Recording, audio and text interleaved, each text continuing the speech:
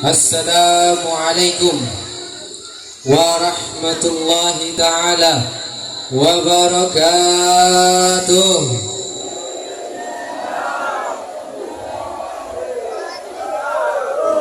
Alhamdulillah, alhamdulillah, alhamdulillahil gawi sultanuh, al-wadihi burhanuh, al-mabsuti bil wujudi karamuhu wa ihsanuh. Wa ashhadu an la ilaha illallah wahdahu la syarikalah, syahadatan tu'ribu bihal lisan amma tadammanahul janan minat tasdiqi biha wal idhan. Wa ashhadu anna sayyidana Muhammadan abdas sadiqa fi qawlihi wa fi'lihi wal muballigha anillah ma amarahu bitabligh li halqi min fardihi wa nafli. Allahumma fasalli wa sallim ala sayyidina wa habibina wa syafi'ina wa nuri qulubina wa maulana Muhammadin sallallahu alaihi wa ala alihi wa sahbihi wa sallam, allazina irtaqau sahwatal majdi bi qurbi wa tafayyau zilala sarafi aslihi bi wuddihi wa hubbi rabbi sahli sadri wa yassir li amri wa hlul 'uqdatam min lisani yafqahu qawli. Subhanaka la ilma lana illa ma 'allamtana innaka antal alimul hakim. Alhamdulillah, alhamdulillah ala kulli halin.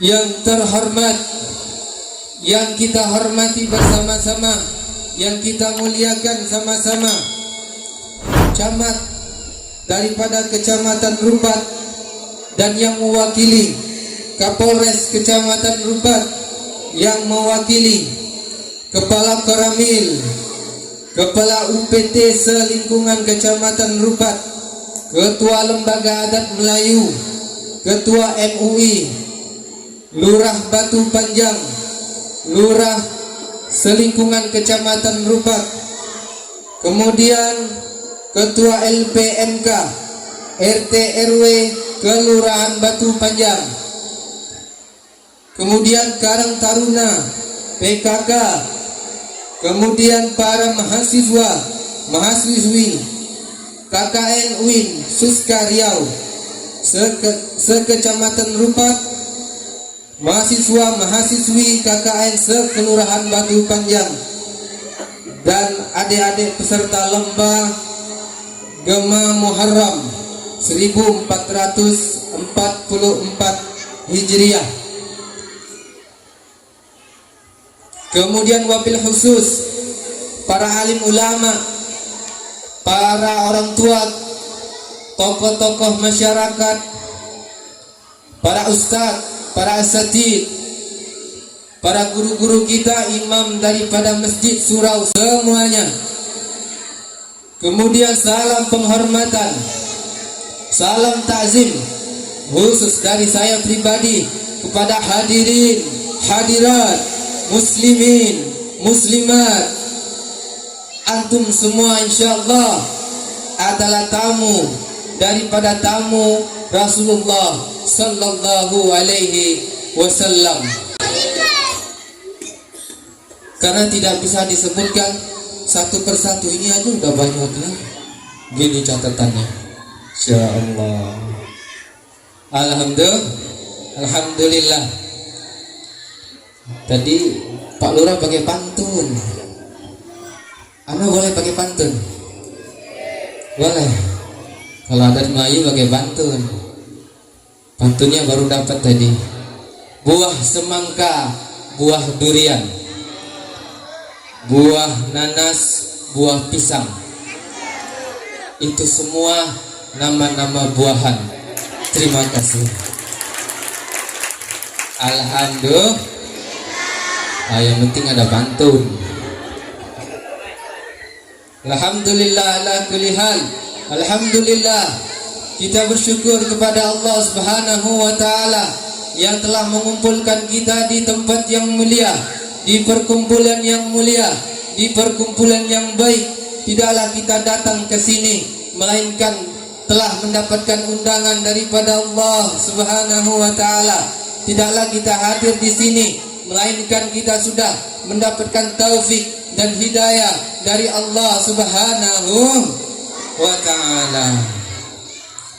Tidaklah kita digerakkan oleh Allah Subhanahu wa taala langkah kita, kaki kita, melainkan sudah diberi kekuatan untuk melakukan ketaatan di dalam ibadah kepada Allah Subhanahu wa taala. Kita kumpul di sini adalah bagian daripada ibadah kepada Allah Subhanahu wa taala. Taufik artinya kekuatan yang diberikan oleh Allah Subhanahu wa taala kepada hamba-hambanya yang terpilih. Ada hambanya yang hanya mendapatkan hidayah. Hidayah itu undangan. Malam hari ini banyak yang mendapatkan undangan, tapi tidak semua yang mendapatkan undangan itu datang hadir ke sini. Artinya yang hadir, antum semua, bapak dan ibu semua yang hadir di sini ialah orang-orang yang diberikan taufik, yang diberikan kekuatan oleh Allah Subhanahu wa taala untuk melakukan ketaatan ibadah kepada Allah Subhanahu wa taala. Ibarat pengantin menyebarkan 100 undangan, tapi paling 70, 80 yang datang undangan. Maka yang hadir itulah kira-kira andaikan umpamanya mereka lah yang mendapatkan taufik. Jadi kita bersyukur kepada Allah Subhanahu wa taala telah memberikan taufik dan hidayahnya kepada kita semua. Alhamdulillah. Karena kalau sudah mendapatkan taufik dan hidayah dari Allah, maka Nabi menyampaikan orang-orang yang mendapatkan taufik itu sebagaimana dalam sabdanya, man yuridillahi khairan yufaqiha fiddin. Kata Nabi, siapa orang yang diinginkan oleh Allah Subhanahu wa taala kebaikan, maka orang tersebut akan digiring, akan digerakkan langkah kakinya, tubuhnya, semua anggota badannya akan ditujukan kepada ke tempat-tempat yang baik, lingkungan yang baik, akan dikenalkan oleh orang-orang yang baik. Maka dari itu nikmat yang begitu agung, yang begitu besar dari Allah adalah taufik. Karena tidak mungkin seseorang bisa melakukan ketaatan dalam ibadah kalau tidak mendapatkan taufik. Bahkan tidak mampu kita bangun daripada salat subuh kalau tidak diberikan taufik dan hidayah oleh Allah Subhanahu wa taala. Kita mampu tahajud, mampu puasa Senin Kamis, mampu baca Quran hatam seminggu, 2 minggu, sebulan hatam. Itu semua melainkan karena taufik. Bukan kita alim, bukan kita soleh, bukan kita pandai, bukan kita hebat. Bahkan saya pun berdiri di sini bukan karena alim, bukan karena hebat, tapi melainkan karena taufik daripada Allah Subhanahu wa taala. Salawat serta salam kita curahkan, kita sampaikan kepada Nabi yang agung, yang dimuliakan oleh Zat yang Maha Agung, Allah Subhanahu wa taala.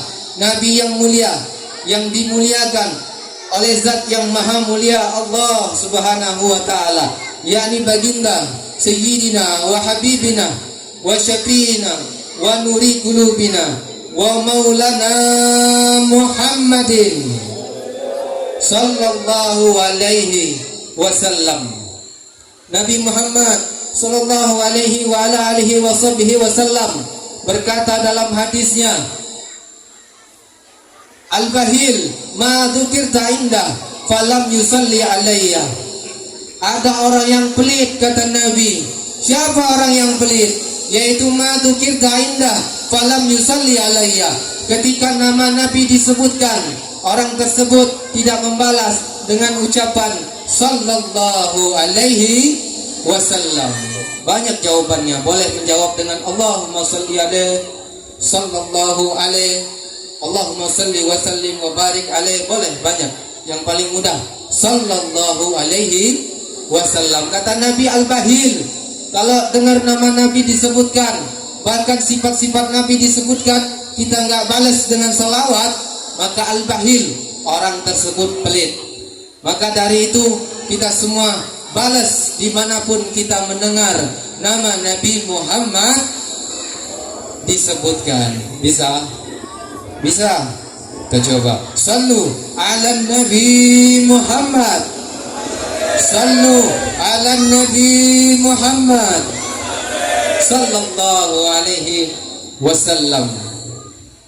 Alhamdulillah, malam hari ini kita sampai pada bulan Muharram di acara Tabligh Akbar Gema Muharram 1444 Hijriah yang diselenggarakan di Kelurahan Batu Panjang. Alhamdulillah, dan saya dengar malam hari ini ada pembagian hadiah, betul, daripada lomba dalam rangka memperingati Muharram, betul. Ada lomba apa? Lomba ngaji, lomba azan, lomba tahfiz ya. Alhamdulillah ala kulli halin. Semua acara yang baik-baik, semua acara yang mulia. Insyaallah siapapun yang terlibat dalam acara tersebut maupun yang hadir diberikan keberkahan oleh Allah Subhanahu wa taala dan generasinya menjadi generasi yang soleh dan soleha. Amin ya rabbal. Ada lomba tahfiz, masya Allah. Ini kalau ada lomba tahfiz, artinya ada banyak para penghafal Al-Quran di sini. Ada ya, ada diajarkan di sini hafal Quran ya, ada. Alhamdulillah, ada kulihal. Masya Allah, kalau kita bicara tentang para penghafal Al-Quran, memang sedari kecil-kecil begini, memang sudah dimulai harus diajarkan mengaji yang utama, kemudian menghafal, kemudian mengamalkan apa yang dihafal. Insya Allah. Berbicara tentang Al-Quran, masya Allah, gak ada kata-kata lagi sebenarnya kalau membahas tentang Al-Quranul Karim. Cuma di sini saya ingin menyampaikan sedikit karena sudah malam, sudah jam 12. Sudah jam 12. Sebentar aja. Saya ingin menyampaikan tentang Al-Quran. Di dalam Al-Quran ada 4 golongan. Ada 4 golongan. Ada 4 golongan manusia yang disindir, yang disebutkan oleh Allah Subhanahu wa taala yang berkaitan dengan Al-Quranul Karim. Undur wa ta'ammal. Dengerin, perhatikan baik-baik. Ada 4 golongan. Golongan yang pertama yang disebutkan di dalam Al-Quran adalah golongan para penghafal Al-Quran. Ini golongan yang paling utama. Golongan para hafiz Al-Quran ini menempati posisi yang paling agung, posisi yang paling mulia, posisi paling pertama yang disebutkan oleh Allah Subhanahu wa taala di dalam Al-Quran surat Al-Baqarah ayat 121. Allah katakan alladzina atainahumul kitab haqqa tilawati ulaika yu'minuna bih. Allah katakan orang-orang yang setiap hari membaca Al-Quran, namun ulama tafsir mengatakan yatlu haqqa tilawati adalah orang-orang yang menghafalkan Al-Quran. Merekalah orang-orang yang berada di golongan yang pertama. Sebagaimana dalam hadis juga disebutkan, kalau ada anak menghafal Al-Quran, maka orang tuanya akan dihadiahkan apa? Mahkota kemuliaan di akhirat kelak. Nah, inilah golongan yang pertama, golongan para penghafal Al-Quran, golongan orang-orang yang menghafalkan Al-Quran dengan haqqa tilawati. Haqqa tilawati itu orang yang menghafalkan Al-Quran kemudian dia mengamalkan apa yang dia hafalkan. Itu golongan yang pertama. Kemudian saya mau tanya, di sini bapak-bapak, ibu-ibu, ada yang menempati golongan pertama? Ada? Ada penghafal Al-Quran di sini selain adik-adiknya? Ada. Maka tanyakan kepada diri kita, tanyakan kepada hati kecil kita, apakah kita menempati posisi yang pertama? Kalau kita tidak mampu, tidak bisa menempati posisi yang pertama, kita ke posisi yang kedua. Disebutkan di dalam Al-Quran, golongan orang-orang yang kedua adalah golongan orang-orang yang senantiasa selalu membaca Al-Quran. Sebagaimana firman Allah, innal ladzina yatluna kitaballah wa anfaqu wa aqimus shalah wa anfaqu mimma razaqnahum sirran wa alaniyah yarjuna tijaratan lan tabur. Kata Allah Subhanahu wa taala, ada sebagian hamba-hambaku yatluna kitaballah. Yatlu itu fi'il mudhari, artinya senantiasa membaca Al-Quran, menjadikan Al-Quran wirid, menjadikan Al-Quran kebiasaan sehari-hari. Inilah orang yang disebutkan oleh Allah Subhanahu wa ta'ala, dia selalu membaca Al-Quran. Golongan kedua ini, mereka tidak menghafalkan Al-Quran, mereka tidak mampu mungkin menghafal Al-Quran, tetapi meskipun mereka tidak menghafalkan Al-Quran, mereka senantiasa membaca Al-Quran. Sebagaimana Nabi sebutkan, salah satu dalam hadisnya, man qara'a harban min kitabillahi falahu hasanah. Siapa orang, kata Nabi, yang membaca harban, satu huruf dari Al-Quran, bukan satu ayat, satu huruf daripada Al-Quran, maka akan mendapatkan apa? Falahu hasanah, mendapatkan satu kebaikan. Yang kebaikan tersebut, kata Nabi, bi asyri amsalihha, akan dihitung 10 pahala. Satu huruf 10 pahala. Bayangin kalau kita baca khatam, berapa huruf kalikan 10, ya. Kita baca alif lam mim 3 huruf, 30. Di dalam hadis yang lain, Nabi Muhammad, mana sholawatnya? Nabi Muhammad sallallahu alaihi wasallam sebutkan, Iqra'ul Quran fa innahu ya'ti yaumal qiyamah safi'an li ashabi. Bacalah Al-Quran, kata Nabi, karena sesungguhnya Al-Quran yang engkau baca, fa innahu, akan datang, ya'ti yaumal qiyamah, di hari kiamat, memberikan apa? Syafi'an, memberikan pertolongan, memberikan syafaat kepada siapa? Li ashabi, kepada pembacanya, penghafalnya, dan orang yang mengamalkannya. Alhamdulillah, insya. Nah, itulah golongan yang kedua, hadirin hadirat yang dimuliakan oleh Allah Subhanahu wa ta'ala. Pertanyaannya, kita tanyakan pada hati kecil kita masing-masing, apakah diri kita ini termasuk di golongan yang kedua? Golongan pertama penghafal Al-Quran, golongan kedua tidak menghafal Al-Quran tetapi setiap hari membaca Al-Quran. Kita termasuk di situ atau enggak? Termasuk di golongan kedua atau enggak? Termasuk. Alhamdulillah. Di golongan ketiga disebutkan, disinggung oleh Allah Subhanahu wa ta'ala dalam Al-Quran. Golongan pertama, golongan penghafal Quran.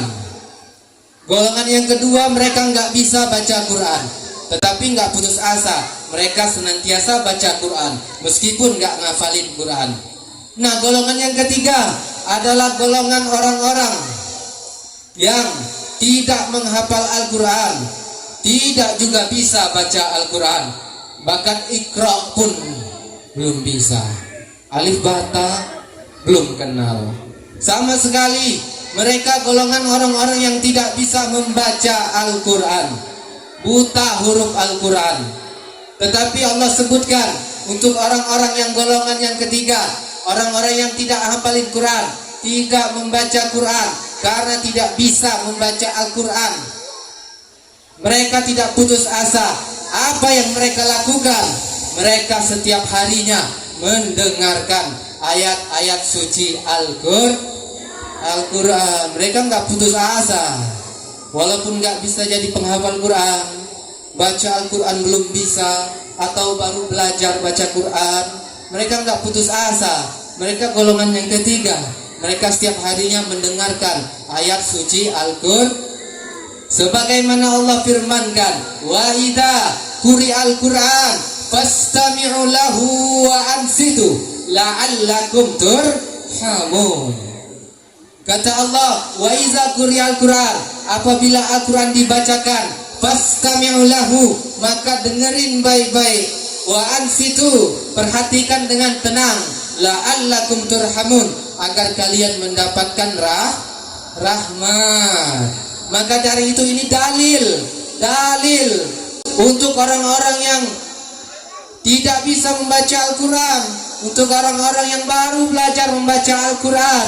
Jangan putus asa, jangan patah semangat. Datangi majelis-majelis yang ada baca Qurannya, datangi rumah-rumah Quran, duduk, diam, dengerin, perhatikan dengan tenang. Insya Allah akan mendapatkan rahmat dari Allah Subhanahu wa ta'ala. Gak perlu baca, gak perlu ngapalin, duduk aja diam, dengerin orang baca Quran, turun rahmat. Insya Allah mendapatkan rahmat dari Allah Subhanahu wa ta'ala. Kemudian pertanyaannya, ada di sini yang golongan yang ketiga? Ada. Kalau ada jangan putus asa, tetap dengerin ayat-ayat suci daripada Al-Quranul Karim. Yang terakhir, golongan yang keenam, ketujuh, keberapa lagi? Berarti masih nyimak, belum ke pulau. Betul bahasanya ke pulau kalau lapar. Baru belajar bahasa sini. Soalnya dari Jambi Pak Bu, jauh dari Jambi, baru nyampe tadi, naik pesawat turun di Tanjung Kapal di rumah Pak Subari. Alhamdulillah. Golongan yang keempat, dengerin baik-baik, ini golongan yang terakhir. Golongan yang keempat adalah orang-orang yang durhaka kepada Al-Quran, orang-orang yang celaka kepada Al-Quran. Sebagaimana Allah firmankan, kata Allah, wa qala rasulu ya Rabb. Nabi Muhammad pernah berdoa kepada Allah Subhanahu wa ta'ala. Apa kata Nabi? Diabadikan di dalam Al-Quran, wa qala rasulu ya Rabb. Nabi Muhammad berdoa kepada Allah, ya Rabb, inna qaumi takhadhu, ada sebagian daripada hamba-hambaku yang menjadikan Al-Quran mahjura, sesuatu yang diabaikan, sesuatu yang ditinggalkan, sesuatu yang dicampakkan, sesuatu yang dilupakan. Inilah mereka, golongan orang-orang yang keempat. Na'udzubillah, summa na'udzubillahi min zalim. Ini golongan yang keempat, ya ikhwani, ya akhwati, golongan orang-orang yang mendurhakai, yang melupakan Al-Quran. Di dalam ayat yang lain, wa man a'rada an zikri fa inna lahu ma'isyatan dhanka wa nahsuruhu yaumal qiyamati a'ma. Qala rabbi lima hasyartani a'ma wa qad kuntu basira. Kata Allah, wa man a'rada an zikri, ketika siapa orang berpaling dari zikri di situ disebutkan oleh ahli tafsir ada Al-Quran, adalah Al-Quran. Jadi siapa orang yang meninggalkan zikri, meninggalkan Al-Quran, wa nasuhu yaumal qiyamati a'ma, maka di akhirat akan dibangkitkan oleh Allah Subhanahu wa ta'ala dalam keadaan a'ma. A'ma itu buta. A'ma itu buta. Orang-orang yang meninggalkan Al-Quran maka akan dibangkitkan oleh Allah Subhanahu wa ta'ala dalam keadaan a'ma, buta. Itu di akhirat. Di dunia, fa innalahu ma'isyatan dhanka, akan disempitkan kehidupannya oleh Allah, disempitkan rezekinya, pekerjaannya, semuanya jadi galau. semuanya jadi rumit, semua jadi pusing karena meninggalkan Al-Qur'an. Karena yang tentram, yang damai adalah Al-Qur'an, zikir terhadap zikir Al-Qur'an. Alladzina amanu wa tatma'innu qulubuhum bi dzikrillah. Kata Allah, ala bi dzikrillahi tatma'innul qulub. Ala bi dzikrillah, hanya dengan mengingat Allah hati kita menjadi tentram. Mengingat Allah salah satunya dengan membaca Al-Qur'an. Itu golongan yang keempat, orang-orang yang mendurhakai Al-Qur'an. Jadi Pak, Bu, kesimpulannya ada 4 golongan itu. Sesungguhnya, hakikatnya tidak ada alasan untuk kita tidak membaca Al-Quranul Karim. Karena kalau ada alasan tidak mampu menghafal Al-Quran, baca Quran. Miko betul ya? Miko tidak bisa, masih kaku. Miko tidak bisa baca Quran, tidak bisa menghafal Quran. Baca Quran. Golongan kedua, tidak bisa baca Quran, huruf aja tidak tahu, dengerin Quran. Gak ada alasan untuk tidak menyentuh Al-Quranul Karim.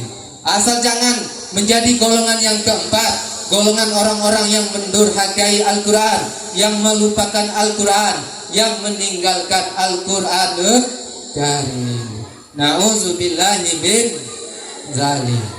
Alhamdulillah kita di sini masih menemukan acara-acara kegiatan seperti ini, yang ada lomba-lomba keagamaan seperti ini, yang bisa memacu, menciptakan generasi-generasi penerus, generasi soleh-soleha, generasi Al-Quranul Karim. Alhamdulillah, mesti setiap tahun diadakan, insya Allah. Kemudian yang terakhir yang anak ingin sampaikan adalah acara kegiatan seperti ini, sebagaimana Nabi Muhammad SAW katakan, perkumpulan-perkumpulan semacam ini adalah perkumpulan yang sangat baik, perkumpulan yang sangat mulia. Karena dengan perkumpulan yang semacam ini, di dalamnya kita menyebut nama Allah, di dalamnya kita bersalawat kepada Nabi Muhammad, di dalamnya kita menjalin tali silaturahim, di dalamnya ada yang bersedekah dengan makanan, ada yang dengan minuman, ada yang bersedekah dengan tenaga, dengan uang. Semuanya yang terlibat akan mendapatkan pahala di sisi Allah Subhanahu. Maka dengan perkumpulan yang semacam ini ialah perkumpulan yang baik di sisi Allah Subhanahu wa taala. Perkumpulan yang semacam ini ialah yang dapat menggembirakan Nabi Muhammad sallallahu alaihi wasallam. Bahkan Nabi Muhammad sallallahu alaihi wasallam di dalam hadisnya menyebutkan, menyampaikan kepada kita umatnya, idza marartum bi riyadil jannah farta'u. Kata Nabi, jika andainya kalian lewat taman-taman surganya Allah Subhanahu wa taala, maka farta'u, mampir dulu, singgah dulu. Itu kata Nabi. Sahabat Nabi Muhammad pada waktu itu bingung, di dunia kok ada taman surga. Maka mereka bertanya, ya Rasulullah, wa ma riyadil jannah, di mana taman surga itu ya Rasulullah? Rasulullah menjawab, qala majalis ilim, qala majalis taklim. Dalam riwayat yang lain ada satu lagi riwayat, majalis zikir, hilaqah zikir.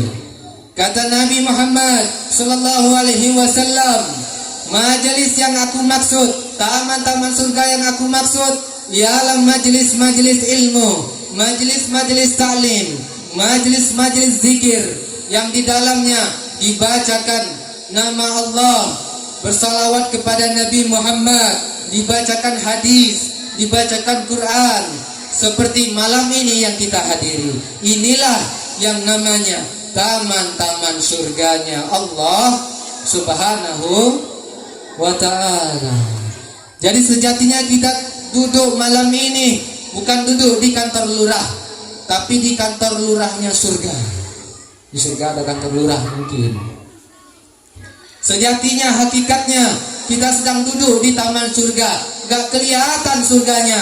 Memang betul gak kelihatan. Semua disimpan, semua tidak ditampakkan oleh Allah Subhanahu wa ta'ala. Karena apa? Karena Allah inginkan kita, sebagaimana disebutkan dalam Al-Quran, illa man atallaha biqalbin salim.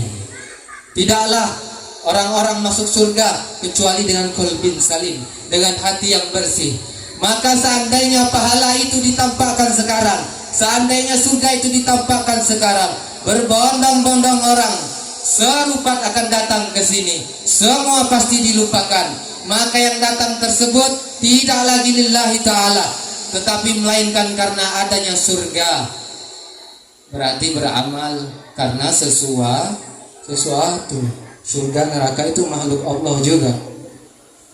Ya, dalam maqam tauhid yang paling tinggi, seseorang itu beramal ibadah tidak mengharapkan surga, tidak takut pada neraka, tidak mengharapkan surga dan tidak takut pada neraka. Dia tetap ibadah bukan karena surga dan neraka, melainkan karena Allah Subhanahu wa ta'ala.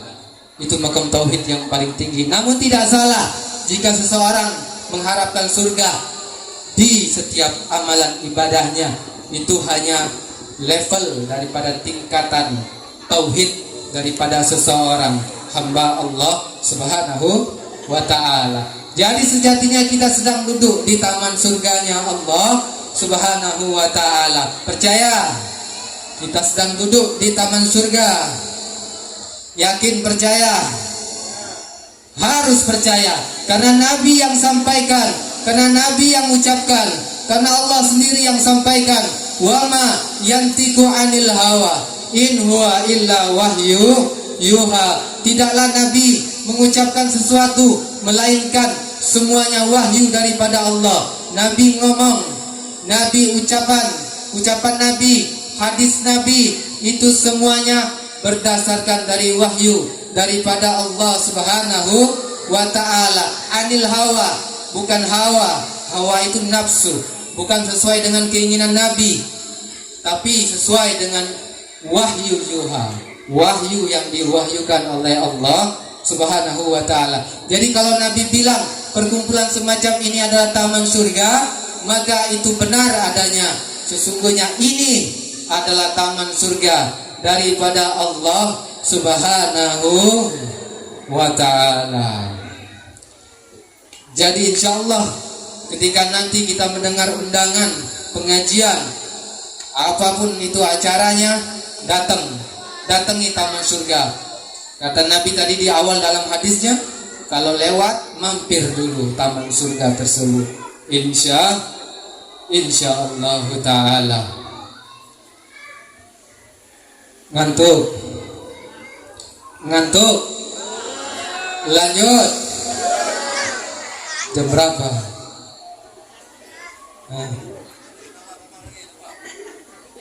Masih ada 2 jam sampai subuh. Lanjut.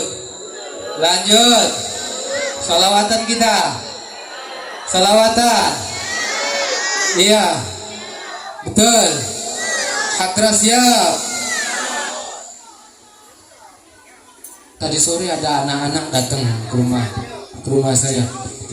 Kita nanti sholawatan ya di kantor lurah. Mana anak-anaknya tadi? Berpulang. Mana? Maju anak-anak yang tadi mana? Katanya mau sholawatan. Mana? Itu maju. Ayo maju. Udah pulang apa? Yang pegang kitab tadi bawa kitab dari rumahnya. Masya Allah. Iya, pakai mic dah. Ayo salawatan. Kita doakan anak-anak rupat menjadi generasi yang soleh dan soleha. Amin. Menjadi ahli Quran. Amin. Menjadi ahli Quran ahli salawat, amin. Yang sukanya salawatan, amin. Penerus daripada baginda Nabi Muhammad sallallahu alaihi wasallam. Mana? Kasih mic-nya. Cek. Salawatan sebentar ya. Insyaallah dengan salawat semua batu panjang akan berkah, amin. Pulau Rupat menjadi pulau Sayyidina Muhammad, menjadi pulau yang diberkahi, amin. Pulau cinta salawat, amin ya Rabbal. Duduk dapat duduk biar lebih santai, karena nanti anak-anak ini ada hadiah khusus.